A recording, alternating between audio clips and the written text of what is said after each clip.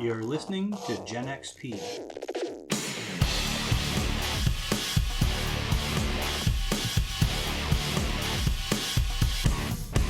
Let's play some games. Previously on the Shattered World of Voar, Avo and Theric, along with a small crew from the Lonely Horizon, found themselves face to face with monstrous insectoid creatures that seemed to be trying to remove the magical crystal from the floating island they all stood upon. They fled and began a harried chase through the tunnel and forest until once more they were back aboard the airship. Welcome back to the Shattered World of Voar. The Lonely Horizon pulls away from the Misty Pine Island and drifts about 100 yards offshore into the progressively darker and darker sky. You see the Belt of El, the asteroid belt, high above, framing the world in its glowing white radiance. Stars begin to appear. The sky itself is a near purple at this point, and you think there's only maybe an hour worth of true light left as the sun is no longer visible. You can hear the wind blow past the ship, and for the most part, the entire crew seems to be almost holding their breath in anticipation, based on what you have told them upon returning, that there are creatures on this island that are damaging the umbrelite crystal. You notice, Theric and Avo, you're standing on the deck with Captain Fairfax, and First Mate Devereaux is at the helm, heavily bandaged. One of his arms is in a sling from a stab wound. He still looks a little pale, but he is standing. Quartermaster Hillman is in her perch at the top of the mast, and Webb has escorted Ranford below decks to their room. Ranford is stable thanks to the healing provided by Avo, but still not feeling great. And you noticed that when you were returning, if you recall, his voice was not where it used to be. He wasn't talking quite the way he had before. Lonnie and Nani stand over to one side. They've got the large bucket of strange acidic goo that you've retrieved from these caverns. And I think Nani is actually in the process of scraping some of it off of you, Theric, as you were covered in it on one side. Yes. After about 100 yards of distance between you and the island, the ship comes to a rest. Captain Fairfax looks up to First Mate Devereaux, kind of nods to him, and he says, "Hold position, Devereaux. Need to have a discussion with the lads here." He says, and after Lonnie is taking care of getting the... Lonnie and Nani work together to take care of getting the goo off of you, Theric. He says, "Join me in my cabin. I need a full rundown of what's happened." And he turns and heads back to his cabin. And you see, as that's happening, Lonnie and Nani are strapping on like the same harnesses they used to put out the fire, and are starting to lower themselves over the side of the ship. And it looks like they're going to start working on patching the ship while it's hovering. But the captain walks into his quarters, leaves the door open for the two of you to follow, and begins lighting a couple lanterns because his room is a little dim at the moment. Avo follows him in. Okay. I follow him in and sit down at the table. Okay. Captain Fairfax immediately starts setting out whiskey glasses and begins pouring from a crystal decanter for the three of you before he sits down and kind of takes his hat off and sets it on the table. And you can see, now that he's not on the deck and is in the privacy of his quarters with you, that what you've told him about something damaging the umbrelite crystal on the island that his ship was sitting on only moments ago, he's clearly a bit shaken as well. He wasn't showing it on the deck. But he sits down and takes a heavy pull of his whiskey. "Start from the beginning, please. At least when you went down into the cave. Theric, when you returned, you told me your process of getting from the ship to the cave through the forest full of jungle cats, but tell me what happened when you returned. Leave no detail out that you can think of. It may be important. I need to know what happened. We descended into the cavern.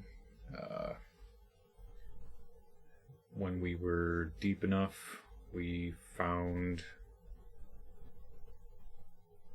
an opening in the cave where these insect-like creatures, tons of them, it was a hollowed-out cavern, and in it was a very large umber-like crystal. And this was a natural cave system? Partially, but it does look like some of it was burrowed out by these creatures. I see. And they were systematically detaching the crystal from all of the surfaces. It was only attached by a small portion at the top when we arrived. He picks up his whiskey again and takes a drink of it. Avo, make an intelligence saving throw for me. Will be a 19. 19. You see out of the corner of your eye a strange shimmering glow creep up the chair behind Theric and just slowly envelop his chest. It doesn't seem to be hurting him. It just is slowly moving across his form and up over his face. Theric, in your mind, you hear the voice, a voice. You've heard it only once before. It was a older feminine voice that just says, "We have work that must be done. Leave them to their conversation." And you see a shimmer pass in front of your eyes. And you know that you get the impression that you see Avo's glance towards you. You get the impression that Captain Fairfax has become fully unaware of you. As if he can't see you and doesn't remember that you're there. I'm looking around confused. Look at Fairfax. So Captain Fairfax is looking at you still, Avo, and he says, so this cave system that you're saying was not fully natural? I'm like, what is going on? I was asking you about what you had done. I'm pointing to Theric. He looks over, and you can tell he can't see anything there. It's an empty chair as far as he's concerned. He actually sees the empty whiskey glass, and he goes, and he takes it and sets it back on a tray. And again, Theric, in your mind, you hear her voice again. We have work that must be done. Come to me. Ooh. Theric? And I'm using my divine sense. Okay. This is the first time you've used it on the ship, I think. It is. So you take a moment and focus. Captain Fairfax is watching you, Avo, and just kind of like... I grab my holy symbol, right, and I'm he kind of whispering a few things. Arches an eyebrow, and you get a... so it's... The divine sense is... Fiends... Undead. Celestial fiends, undead. Celestial fiends and undead. You do not detect anything on the ship that radiates that presence. But there's clearly something off. You're not responding? No, I look at you. I'll be back. And I'm being paged. Captain Fairfax leans into your line of sight and he says, Avo, I understand it's been traumatic, but I need you to focus for a moment. And I get up and I make my way to the door. All right, I'll just nod. Very well. Where were we? And even when the door opens, you can tell that Captain Fairfax cannot register that happening.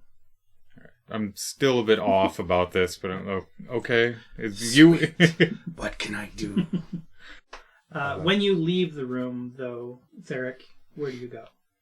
Down into the hold. Okay. Making sure you're going where you're being paged to. Okay, we will cut back to you in just a moment. So this cavern you were saying, yes, not natural cavern. Part of it was, but not all of it. Correct. Okay. Any strange details about it that you can think of? I've seen all manner of strange creatures, and I'm just trying to piece things together. Like, some of it was natural, but the parts that weren't natural looks like these these creatures are very good at carving out pathways. And that's what a lot of it was. He sits back and, again, continues to drink. He does look to your cup. Have you touched your whiskey at all? I haven't yet. Okay. At one point, then, there's a moment of silence goes by where he takes a slow sip, kind of a heavy breath, and then looks to your cup and says, You've certainly earned it if you'd like to relax. The rest of the crew have things under control for the time being. Well, I'll take a drink. So, how did you survive, based on the numbers that you were reporting when you came back? The light. They're afraid of the light. Of any light? Bright. You see, he actually points over to his umbrelite table that does generate light. No, it's bright light. Theric had a lantern that was shedding light, and they would stay back, and then the daylight was keeping them within the shade of the woods. And, yeah. Afraid of the light. Did it hurt them, or just I believe repel so. them? It seemed to burn them. Huh. Odd. And the sticky substance that we gathered, it comes from them. They use it to debilitate prey, I would think, in some way or another. You also saw them, just to cut out, you also saw them using it to dissolve stone. Yeah, oh, that's right. Yeah. That seems to be how they burrow.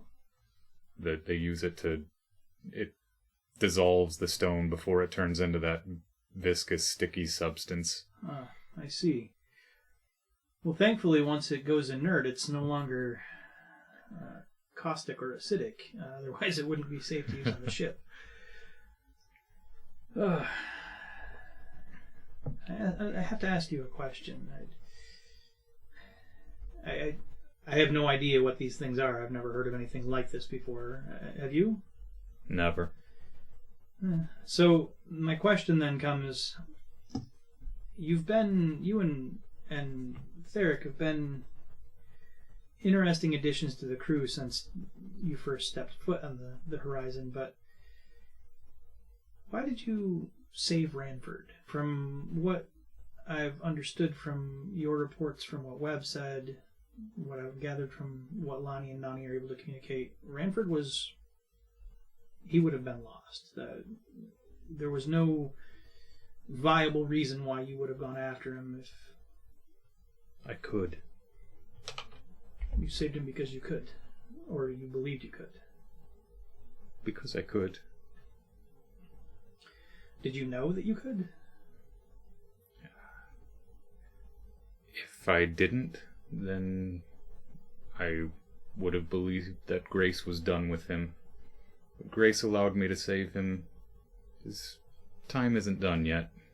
You've mentioned Grace a number of times since you've been on the ship. And I know you mentioned that you served in the temple, but you don't seem like, of the people that I've met, one of the holy people, one of the clergy. I'm not your average clergy, no.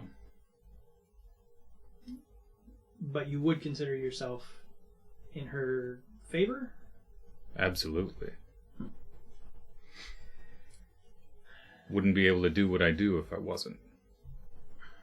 And you're a competent swordsman. From when the riders out of the Song of Iron were chasing us, I caught some of the action as I was trying to navigate. Where did you learn to fight?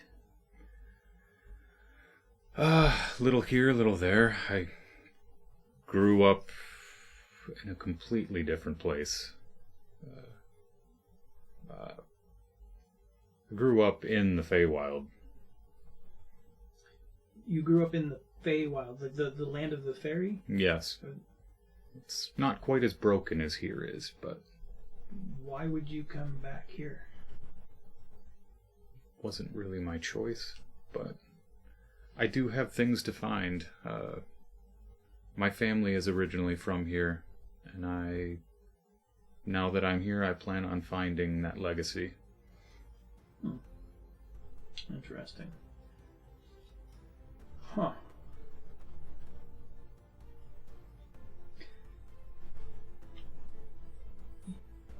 A legacy, you say? What do you mean by that? It would be my family line is descended of heroes. I have a birthright. It's somewhere out there on one of these islands, and I'm going to find it. That sounds like a lot of destiny and responsibility. Interesting. You could easily make a name for yourself at a temple or within the army if you didn't want to adventure. But adventuring the journey, I'll make a name for myself along the way. Prove I am what I am. Interesting. After that, the conversation tapers slightly, and he invites you to stay and have a few drinks and basically decompress. He asks you small questions, makes small talk. I'm going to cut from there out to Theric for just a moment. Okay. Theric is skipping down the stairs. La la la la la. Okay. I like to. As you arrive in the hold, which is dark at this point, but as your foot steps off the bottom step into the darkened hold, the door to Mothercraft's room cracks open and drifts slightly inwards, shedding a golden light into the hold. You immediately get the light smell of mugwort, sage, and rosemary. And you hear her voice. The last time you heard her voice, it was, you believe, magically manipulated, possibly to be intimidating to you when you were talking to her through the door. You hear it now, a normal voice, a normal, not elderly, but an older woman's voice that simply says, "You may enter." Oh, and you said the door. Oh, did it all open all the way, or It just a cracked little in about a few inches. bit? So I'll just push the door open and step in. Okay. So you see this is a smallish room. It feels smaller than it is because it is crammed full of bookshelves that cover nearly every wall. There are tables, rugs, cushioned stools. In the middle of the room, you find it to be very impractical, but there's a gazing bowl filled partway with water or clear liquid of some sort. On a ship, you're not sure of the practicality of that, but you don't see anything that looks wet. There is tapestries hung from the ceiling, and a thin smoke seems to kind of dance among the room, not choking or blinding you, but gently obscuring the depth and the distance of everything. You see, for the first time, Mother Craft. She's a small woman sitting down cross-legged on some cushions on the far side of the room. Her features are fine, though a bit wizened with age. You're not sure if she's human or elven. There might even be fey qualities to her. You're not entirely certain. But those are the closest to her features that you can pin down. She has long salt and pepper hair that's pulled back into a bun with braids that hang at each temple and a circlet of silver around her brow. And she wears deep purple robes. And as you step in, the door drifts shut behind you and clicks seamlessly in, and even the door is covered in a bookshelf. When you're standing in this, you are this is akin to standing in the library when you were back on Nova Sona, but tighter. It doesn't feel claustrophobic. It just feels efficiently used. Every flat surface has a book or a drawing or some sort of an experiment on it. And there is one wall to her right the only wall that does not have a bookshelf on it has a tapestry hanging that looks like it covers a side room. But that tapestry draws your eye for a moment, as it is a map that you've seen once in a small depiction in a book when you lived in the Feywild. A map of Voar before it shattered. Well, so Theric's taking in his surroundings. I'm looking around, trying to absorb this library and tome of shrine to knowledge, it looks like to me. Okay. Give me a Constitution saving throw. 7. I think at first with his, I want to say thick that the smoke is in here from the incense. It's more pervasive than thick. It doesn't choke you, but I think there was the natural inclination to breathe shallow when you first stepped in, and you fail at that. You breathe in, the smoke kind of floods in through your nostrils and your lungs, and you feel focused and fully relaxed and able to see small details in all of the things that you're looking at.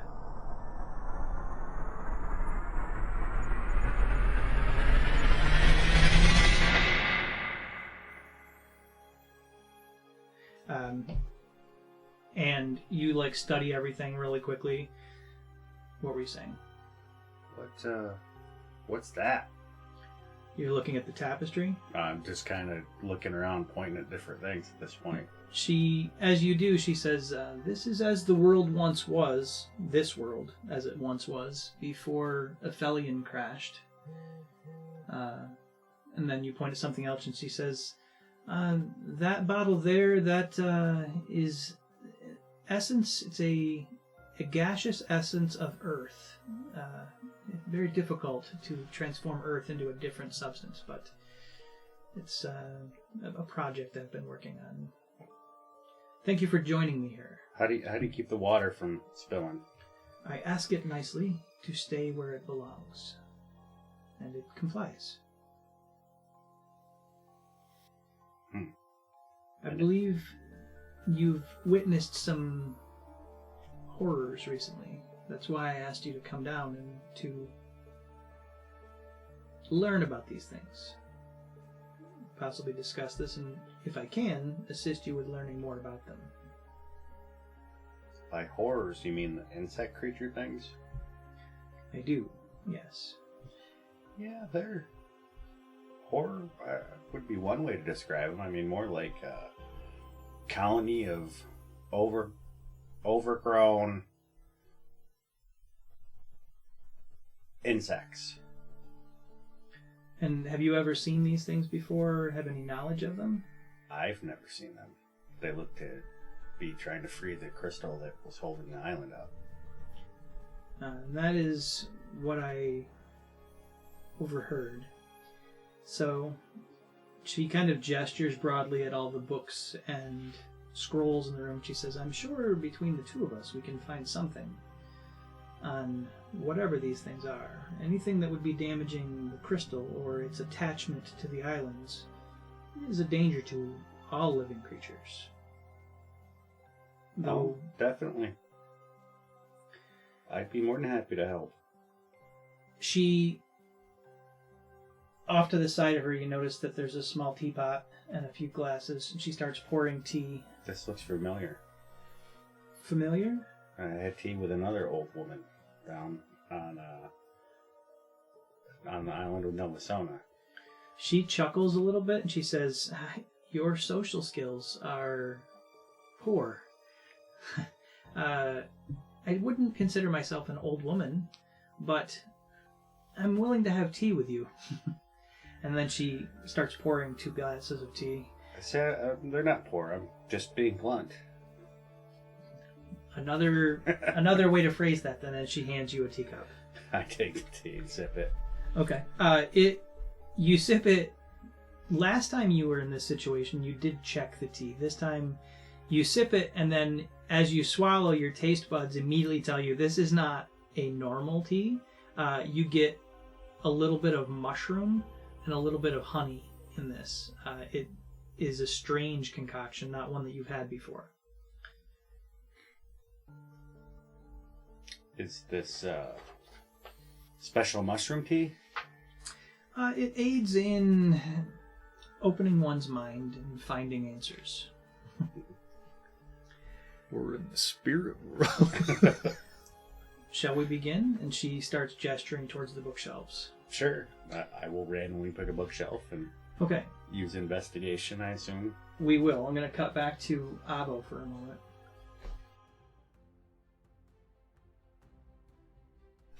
Continuing to drink. Captain. During this, was there anything any information you were trying to get out of Captain Fairfax? Because he's been asking you a lot of questions. Is there anything in the interim that you would have been trying to get out of him? Actually, screw it. I'm gonna pull out the compass needle. Okay. So you pull the compass needle out as you're having, we'll say you're on your second glass of whiskey. And he says, "What's that there?" I believe this might be able to help me find what I'm looking for, but I'm not sure how to use it, and I'm wondering if you do. He holds his hand out. He says, "May I?" Takes it from you, kind of studies it for a moment. And, well, this is a part of a smaller umbrella-like compass, much like the table that I have here. It belongs to a larger whole. If you had the other piece to it, two other pieces usually, there'd be the crystal to power it, and then its housing. Would that be specific to this piece, or would any such pieces work with this? Normally these compasses are made as a single piece, and this one looks like it's been taken to pieces. The crystal itself is not tuned to anything. It's the usually the compass itself, the needle and the housing would have had the for lack of a better word, let's say the coordinates that you're looking for. A small piece of umbrella-like crystal, the correct housing, and this needle back together would point you towards whatever this is attuned to. But I would need the specific pieces that belong to that needle, as opposed to just in general pieces. You would need the housing, Okay. which is one more piece. I mean, I assume. The ones that I've seen, usually roughly the size of a small bowl. Crystal would be inside of that, and then the compass needle would sit on top of that. So the housing itself is what you're missing. I mean, you're missing a piece of umbrella-like crystal as well, but those are, while rare, not specific to what you're looking for. If you had any piece of umbrella-like crystal and the right housing with the needle that you already have. So I'd say you have half of a puzzle. I appreciate that. That's more knowledge than I had. He hands that back to you. Of course. He stands up and kind of wanders around his room for a little bit, like kind of looking at some of the paraphernalia in his room. Like he's got, things hanging here, like a horn that he's got hanging on the wall. He's got a rolled up tapestry that he just kind of puts his hand on. And he asks you over his shoulder, he says, "Do you know, or have you ever heard of the Gradian Collective, Avo?" And if you want to give me a history check. Sure thing. A 15. So you have heard of the Gradian Collective. They are a plutocracy of merchant lords that run an island nation unto itself. From what you know of them, the more money you have, the more correct you are in all things. There's nothing that you can do wrong if you have enough money. That sounds familiar. Out of character. But he does ask you, he says, "Have you ever heard of the Gradian Collective?"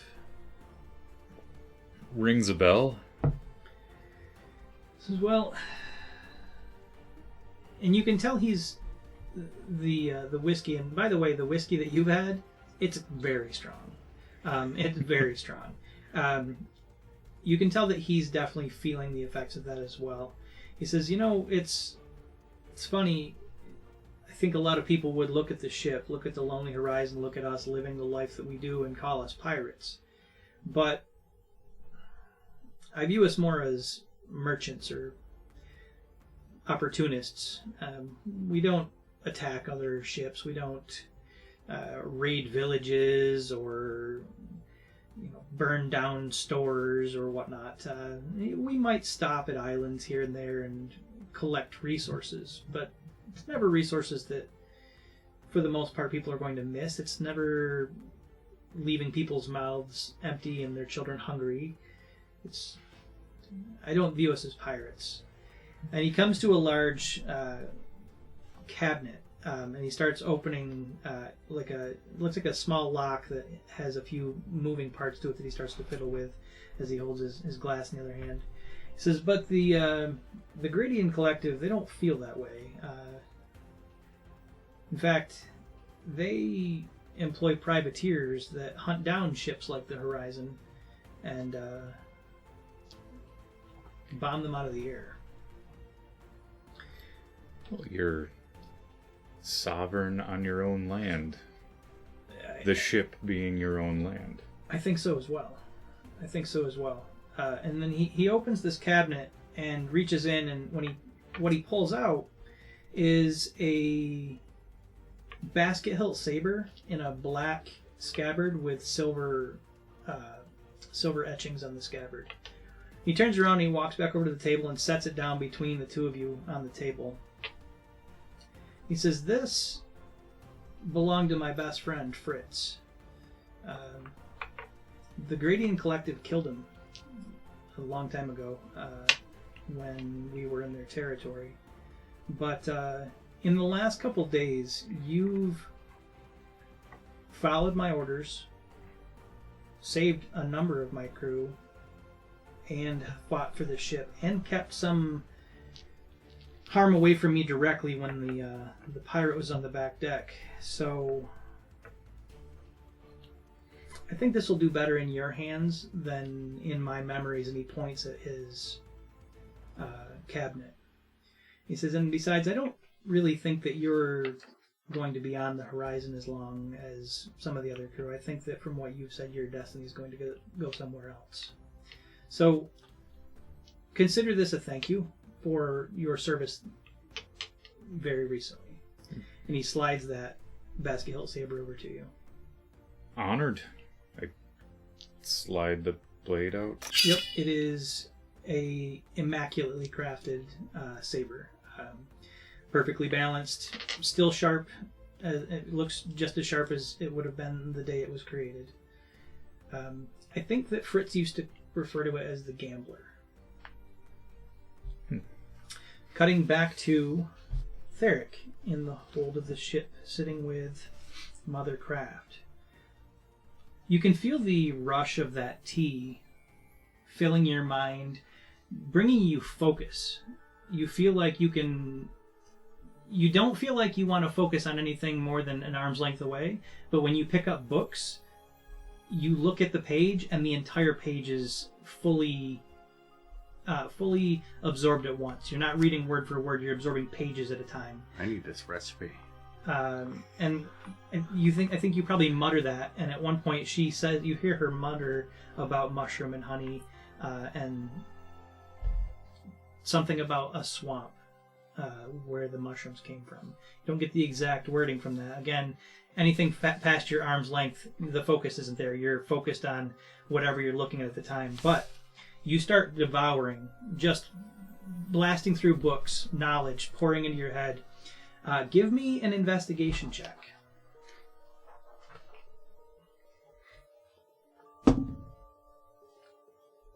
17. Okay.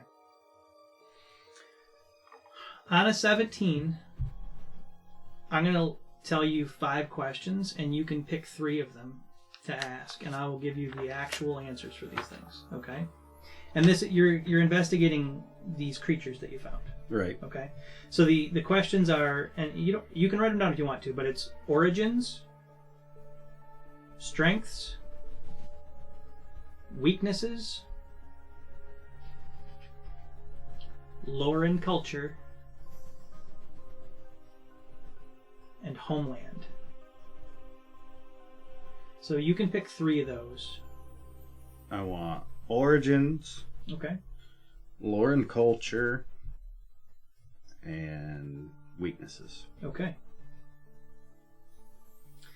As you start to pour through the books, you eventually find a very old text in one book that looks like it was transcribed from what you're reading was stone plinths that were found in a jungle that described these creatures known as the Chidian, which are Chidian.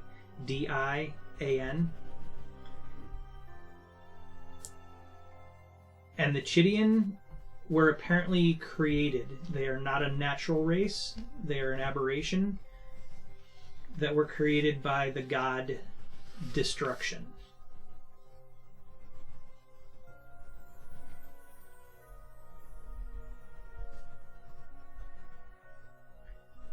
Your next question was Weakness. weaknesses. One of their weaknesses, which you've already discovered, is light. Both light from fire or natural sunlight will give them, in game terms, disadvantage on attacks and will cause them a small amount of damage every round that they're in it. They are hyper photosensitive creatures that will... It won't kill them outright, at least not right away, and they can force themselves into the light, but they choose not to normally. Another weakness that you learn of in a scroll that is wider than your body, that you actually end up pinning to the top of a bookshelf and rolling it down. And this took a while to find, but you found it. It's actually got a diagram of some of the parts of these creatures. That another one of their weaknesses is they are a hive mind, which, when described, you read it as a weakness because, as a hive mind, there is a theory that the Chidian will potentially would have negative. Question on the fire. Okay. You said they can force themselves to the fire, so when I lit the oil through the oil and lit it, then that was actually damaging them. They ran through it. It did damage them as they ran through it, but even the light from it would have damaged them. It's the hive mind is a weakness, but also potentially one of the things that allows them to ignore individual peril. So the hive mind can force them into doing things that any individual might not do, but as a group they could. But if you can find a leader or a dominant creature within the group and cause it trauma or damage or kill it, its hive mind connection could disrupt other ones. Does that make sense? Yep. Okay. Do we know how big the cells are? Does that list it? Well, that is probably a strength, though. What was your third question? Lore and culture. Okay. Their lore and culture, they are intelligent. They have no civilization other than the hive and their singular purpose of following whatever it is that destruction created them for, which it seems like you've discovered. The hives themselves can range, based on your research, the hives can range anywhere from a small hive of 5, 10, 15 of these things to a massive hive capable of taking down an entire island in a single exercise of thousands, which this was a large hive that you discovered.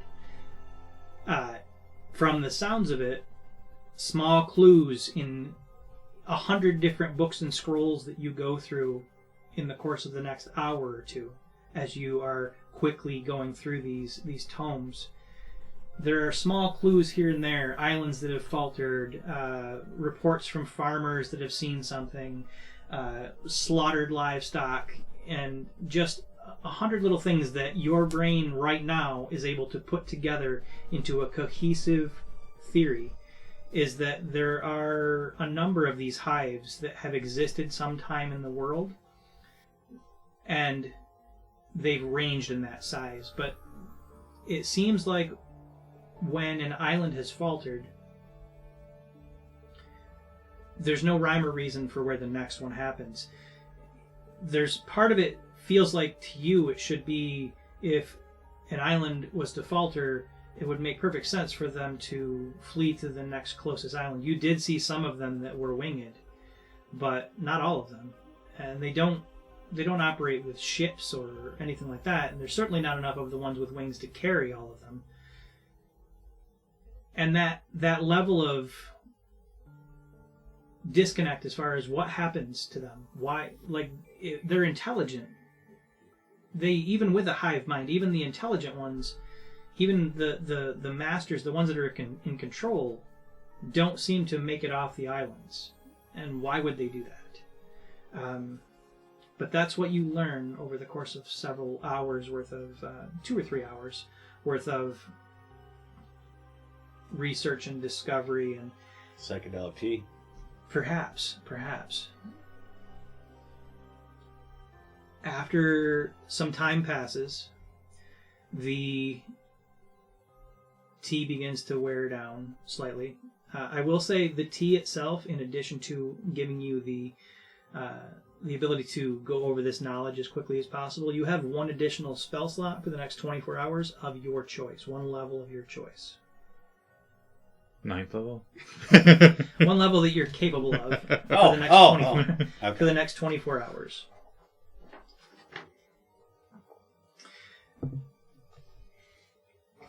After some time passes, back in the captain's quarters, after a few rounds of whiskey... I would be curious to ask about Fritz. I would like stories about him if he's willing to share. He is, yeah. So, Captain Fairfax, when you ask about Fritz, he kind of gets he gets a little misty-eyed, and he says, Fritz and I grew up on the streets in the Gradian Collective, and we Fritz was always, he's a great card player, very boisterous, and he points at his hat and he says, that's actually he dared me to steal that the one day. It was from a merchant in town that had more than enough money, and but he was a good swordsman. He was a better gambler, and a better cardsman, I should say. But he was brash, rambunctious, and he liked to push and see how far things could go before I usually was the one that talked him down. I guess I was the voice of reason in our relationship. But yeah, there was one day where we had broken into a warehouse that a merchant lord had owned, and he had been charging a lot for grain, more than most people could afford. And now we weren't in it for altruistic reasons. We figured we could steal it from him and we could sell it at half the price he was charging and still make a profit on what the grain cost was. People would be happy to pay it, but his one of their ships caught up with us, and Fritz, he took a crossbow bolt to the chest and went over the side. He dropped, and he points at the sword. He said he dropped Gambler as he fell, and that was that. So sounds like an interesting fellow. He was, he was my best friend. He was a good man. He didn't know when to stop, but yeah, I miss him. I do miss him. At which point, as back in the belly of the ship, Theric, you're closing the book, and I think that has Theric been taking notes about things? Mm-hmm. I know that that's probably one of Theric's hobbies or habits of just writing and Yep. recording things. In the belly of the ship and in the captain's quarters, everybody on the ship hears this loud, thunderous crack.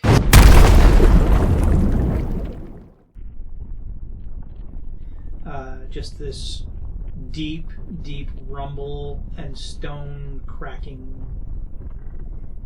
noise that echoes through the entire ship. You see in the belly of the ship, Mothercraft goes quiet, her eyes kind of unfocus, and she says to you without looking at you, she says, "You're going to be needed on the deck." Is this your ship or his ship? Yes. Keep an eye behind you. And then she points and the door opens. I would be Captain racing Fairfax, up on deck. Yeah, stands up as soon as that crack happens. The two of you go rushing out into under the deck. Theric, do you come? But every few steps I'm looking behind me. Okay. When you leave her room, the door gently clicks shut. You race up the steps. Everybody is on the deck of the ship now. You see Ranford with still bandaged around his throat, but on his own feet, under his own steam, next to Webb. Lonnie and Nani have climbed up the side of the ship and are just kind of hanging on the railing, looking out. The moon has begun to rise, the red moon, Ramar, high in the sky, casting a kind of a red pale on everything, or pall on everything, I should say. Casting a red pall on everything. All eyes go towards the island off the starboard side of the ship as you see this hairline fracture that starts to move and crack and zip along, and you see bursts of dust, trees start to topple left and right. You see just flocks of crows start to flee the island just in droves, and you watch as half of the island just cracks and begins to tumble off.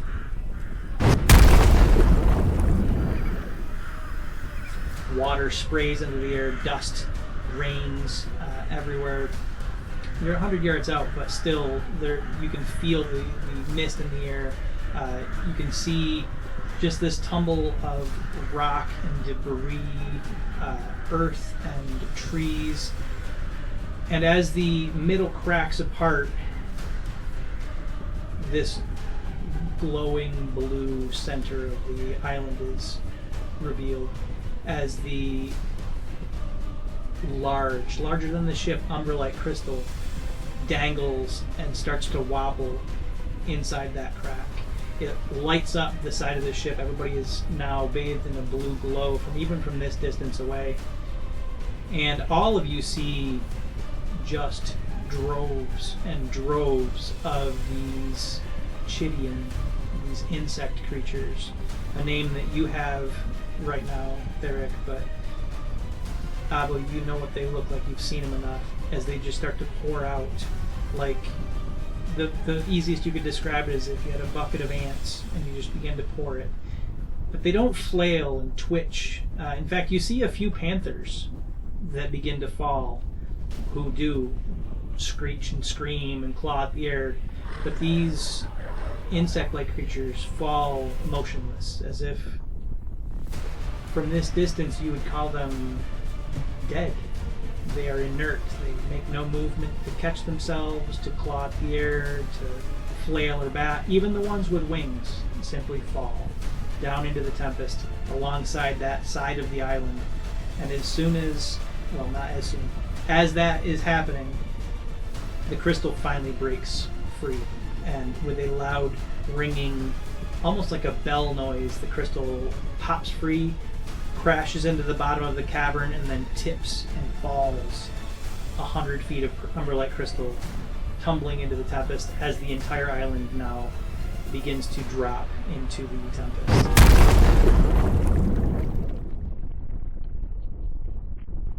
Well, there goes our water. At which point, A sudden yell from up high. Quartermaster Hillman. "Ship! Port side!" as grappling hooks slam and crunch into the side of the Lonely Horizon from the far side. And wild-eyed pirates swarm over the railings, swords and axes in hand. Everybody roll initiative. And that's where we're going to end today's episode. Tune in next time to see how this fight goes as the pirates swarm the Lonely Horizon.